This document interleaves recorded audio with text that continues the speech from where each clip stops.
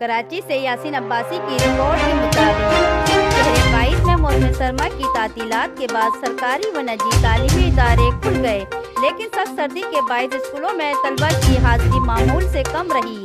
कराची में कड़ाके की सर्दी मामूलात जिंदगी पर असर अंदाज होने लगी, ताहम सख्त सर्दी के बायस स्कूलों में हाजिरी मामूल से कम रही, जबकि कुछ स्कूलों में असातिज़ा भी नहीं पहुँचे। असातिज़ा ने सेक्रेटरी तालीम से मुतालबा करते हुए कहा है कि इतनी शदीद ठंड है कि बच्चों के बीमार होने का खदशा है, लिहाजा सेक्रेटरी तालीम को मौसम सरमा की तातीलात में इजाफा करना चाहिए।